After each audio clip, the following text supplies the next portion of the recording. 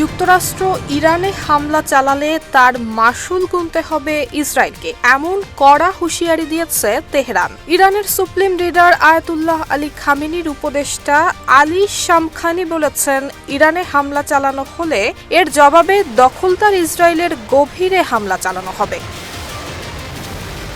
Shamkhani দাবি করেন, ইরানের বিরুদ্ধে যুক্তরাষ্ট্র এবং ইসরায়েল কী ধরনের পরিকল্পনা করছে সে বিষয়ে তেহরান সম্পূর্ণ অবগত। তিনি বলেন, পাল্টা পদক্ষেপ নেয়ার ক্ষেত্রে ইরানের পূর্ণ নিয়ন্ত্রণ রয়েছে এবং সময় মতো এমন ব্যবস্থা নেওয়া হবে যা শত্রুপক্ষের পরিকল্পনাকে শুরুতেই ব্যর্থ করে দেবে।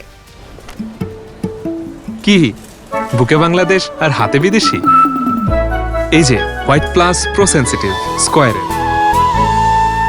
এর আগে ইরানের সেনাপ্রধান জেনারেল আমির হাতামিও যুক্তরাষ্ট্রকে সতর্ক করে দিয়েছেন। তিনি বলেছেন, উপসাগরীয় অঞ্চলে যুক্তরাষ্ট্রের বাড়তি সামরিক উপস্থিতির প্রেক্ষাপটে ইরানের সশস্ত্র বাহিনী সর্বোচ্চ সতর্ক অবস্থায় রয়েছে। হুঁশিয়ারির সুরে আমির হাতামি বলেন, শত্রুপক্ষ যদি কোনো ভুল সিদ্ধান্ত নেয় তাহলে শুধু নিজেদের নিরাপত্তাই নয়, পুরো অঞ্চলের নিরাপত্তা এবং ইহুদিবাদী শাসক গোষ্ঠীর অস্তিত্বকেও বিপদের মুখে ফেলবে। তিনি জানান, ইরানের সামরিক বাহিনী বর্তমানে সম্পূর্ণ প্রতিরক্ষামূলক এবং যুদ্ধ প্রস্তুত অবস্থানে রয়েছে।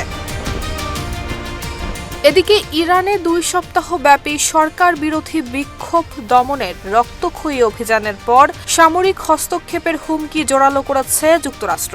এরই অংশ হিসেবে বিমানবাহী রণতরী ইউএসএস আব্রাহাম লিঙ্কনের নেতৃত্বে একটি নৌবহর পাঠানো হয়েছে মধ্যপ্রাচ্যে। যুক্তরাষ্ট্রের এই রণসজ্জার ফলে ইরানের সঙ্গে সরাসরি সংঘাতের আশঙ্কা আরও বেড়েছে। এর আগেই ইরান সতর্ক করে জানিয়েছে, হামলা হলে তারা যুক্তরাষ্ট্রের সামরিক ঘাঁটি, যুদ্ধজাহাজ এবং তাদের মিত্রদের, বিশেষ করে ইসরায়েলকে লক্ষ্য করে ক্ষেপণাস্ত্র হামলা চালাবে। নুসরাত জাহান মেহেক, ঢাকা পোস্ট।